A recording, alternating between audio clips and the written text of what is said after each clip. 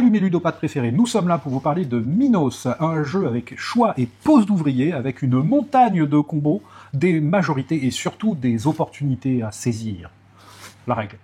Eh bien la règle, c'est pas de chichi, c'est du basique, elle est sur fond clair, c'est ultra lisible, elle suit une mise en page tout à fait normale, elle va vous expliquer les concepts du jeu, et ensuite elle va vous expliquer les actions.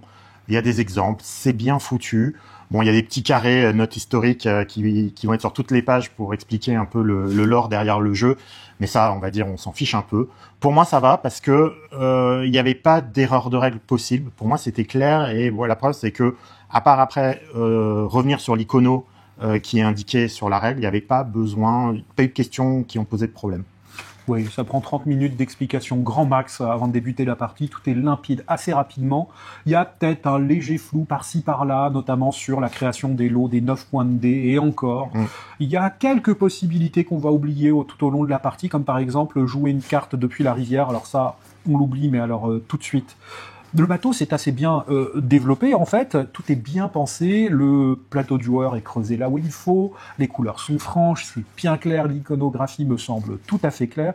Juste un regret, t'en parleras peut-être, c'est l'aide de jeu qui est mal foutue, l'icono aurait dû être sur cette aide de jeu, finalement elle est sur la règle et l'aide de jeu, pas grand monde s'en sert. En fait. Ouais. Elle est sur la 4e de couverture, les iconos, et c'est vrai que du coup, quand des joueurs viennent pour leur première partie, ils regardent leur carte, ils voient pas l'icono, donc on est obligé de donner la règle, et puis s'ils sont plusieurs dans ce cas-là, du coup, la règle, elle est obligée de passer de main en main, donc ça, c'est pas fou. Moi, ce que j'ai bien aimé sur l'édition, c'est que tout est regroupé sur le plateau. Pour une fois, vous n'allez pas avoir 3 rivières à côté, ni à gauche, à droite, au milieu, en bas. Tout est vraiment dessus, même la rivière de cartes est mise sur le plateau, donc il n'y a rien qui traîne sur les côtés, les tuiles objectifs sont aussi sur le plateau, les trucs du commerce sont aussi sur le plateau, donc vraiment, ça, je trouve ça plutôt bien, parce que du coup, pas besoin de s'étaler sur 10 km, c'est visible d'à peu près tout le monde, donc c'est ça, moi c'est un bon point. Ce jeu en fait amène à beaucoup de réflexions lors du choix des dés, c'est là où tout va se décider. Il faut être attentif à soit construire son lot de 9 dés sur la même couleur, soit assumer de prendre un dé faible pour s'assurer d'avoir une action forte, puis ensuite ça se déroule. En fait, il est possible même de subir du temps d'attente, voire même du temps mort à certains moments de la partie, parce que l'ordre des actions déjà est dicté par la puissance des dés, on commence par le plus gros et puis on finira par son plus petit, et des joueurs vraiment chevronnés savent très bien ce qu'ils ont à réaliser, et comme on leur dit à quel moment le réaliser, tout est clair. Donc on va patienter sagement que les autres joueurs fassent leur action, et surtout que leurs combos s'enchaînent et s'enchaînent. Puis il y a des fois c'est très très très long, voire sans fin. Oui. Et cette sélection de dés, c'est vraiment le cœur du jeu. C'est le cœur du réacteur. Elle est cruciale. Elle dure pas très longtemps, ça va durer 5 minutes, mais ça va impacter votre tour sur les 30 prochaines minutes quasiment. Et c'est pas évident à appréhender, en tout cas la première partie, moi j'ai mis déjà le premier tour pour appréhender les couleurs, ensuite j'ai appréhendé la force des dés, parce qu'en effet, tu l'as dit, on veut faire des groupes de dés pour monter sur ces pistes, mais aussi l'ordre des dés et la valeur des dés va être la programmation de vos actions. Donc en fait, il y a quand même pas mal de choses à prendre en compte, une fois que vous le prenez en compte, ça va. Mais il y a quand même cette petite adaptation à faire, et sur la première partie, vous pouvez prendre un tour ou deux pour le prendre en compte. Voilà. Après, il y a quand même beaucoup de combos dans ce jeu. C'est vraiment un jeu combo parce que voilà, on le dira souvent, mais on joue des cartes qui peuvent faire jouer des cartes, qui peuvent refaire jouer des cartes, qui peuvent vous faire grimper sur une piste. La piste peut vous faire gagner une construction. La construction va vous faire encore faire d'autres choses. Donc vous voyez là, ce que j'ai dit, c'était presque une action basique, une carte à jouer. Et quand la personne elle en a 3 après à jouer, ça peut être long. Ça peut être très très long. J'y joue à 3, alors surtout pas plus. Déjà à 3, c'est 3 heures minimum. À 4, c'est encore plus, c'est long. Qu'est-ce que c'est long, et c'est de l'attente alors qu'on sait très bien quoi faire. Ouais, c'est pour des joueurs qui aiment rester autour de la table et qui peuvent s'occuper entre les tours. Parce que oui, c'est vrai que ça peut prendre beaucoup de temps.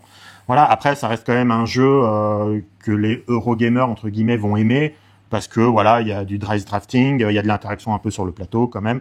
Donc il y a plein de petites choses, du développement de bâtiments, etc., de technologie, voilà, et ça c'est plutôt pas mal. Je sais pas si un Eurogamer apprécierait tant que ça, parce que le jeu est tellement généreux, c'est tellement facile de se développer. À la fin de la partie, on a même un joueur qui a été surpris de se dire « Ah j'ai pu tout faire ».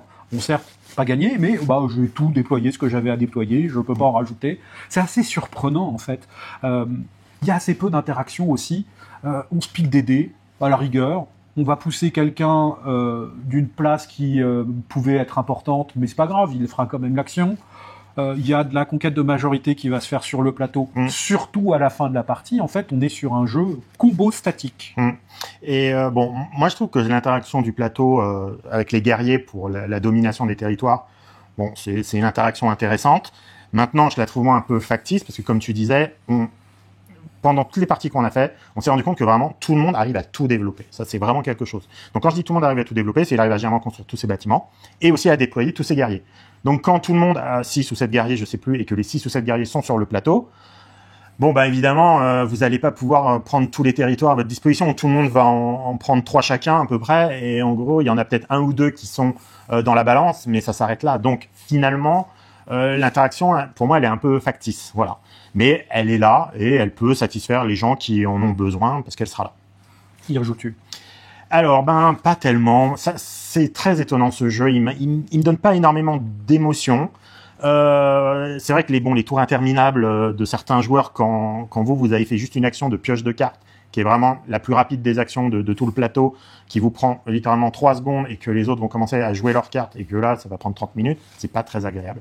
Mais j'aime bien la mécanique de draft 2D qui vraiment, donne une petite complexité intéressante, mais ça suffit pas. C'est 5 minutes. Et même si à la rigueur, elle est pas très bien faite, cette draft 2D, on n'est pas tellement puni derrière dans sa programmation. Ah, je me suis trompé, j'ai pioché avant de jouer mes cartes ou l'inverse. Mais finalement, c'est pas très grave parce que des cartes, il y en a à gogo et on arrive toujours à en avoir encore sous le coude. Et les ressources, on en a, mais tout le temps. Donc, on arrive toujours à tourner un peu les petites erreurs de draft qu'on aurait éventuellement faites. Bon, c'est sûr, ça fera pas gagner, mais on joue quand même au jeu. Oui. Y rejouer, je sais pas bien. Si on me le propose, je dirais pas forcément non, mais alors sûrement pas à 4. Je n'irais pas le sortir spontanément, pour être très honnête. En note, je lui donne une barbe, allez, je vais dire mal taillée. Je voulais donner bien taillée au départ, voire moins, mais on va dire mal taillée.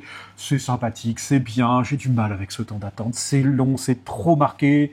Surtout quand on sait très bien ce qu'on a à faire, c'est pénible. C'est très pénible. Alors, moi, je suis assez mitigé aussi. Le jeu me plaît quand même un peu. Il est pas mauvais, il est bien foutu, mais je sais pas, voilà, ce manque d'émotion fait que je mettrais juste une barbe bien taillée. Que je disais, c'est 5 minutes de creusage de tête derrière pour 30 minutes d'action qui sont assez simples à réaliser et que ça va être vraiment très long. Ces cartes combo, me posent vraiment souci. Ce qu'il faut dire, c'est qu'en plus, quand on joue beaucoup de cartes, il y a des cartes qui vont aller sous votre plateau, là, dans votre palais, et qui vont améliorer vos actions. Donc c'est pour ça qu'en plus, le jeu, plus on avance dans le jeu, plus on bonifie nos actions, plus c'est vraiment la fête de la ressource, et que quand on joue une carte, en jouant une carte, on gagne plein d'autres choses à côté, et ce qui fait que ça s'enchaîne. Et au final, en effet, on se retrouve à avoir tout construit, tout le monde a tout mis sur le plateau, alors on est tous contents, on se regarde, et au final, il y a quand même quelqu'un qui a gagné, et on se dit, mais pourquoi moi aussi j'ai tout posé, pourquoi j'ai pas gagné? C'est celui qui aura le mieux optimisé ces bonus dont tu parlais, de cartes glissées, c'est celui qui aura le mieux optimisé ça qui gagnera, sans doute. Et l'autre chose, c'est aussi ces départs asymétriques. Je suis pas convaincu on n'y a pas encore assez joué vraiment pour se dire est-ce qu'ils sont déséquilibrés ou pas, mais il y en a quand même quelques-uns qui m'ont semblé beaucoup plus simples à mettre en place. Voilà. Sur ce, salut! Ciao!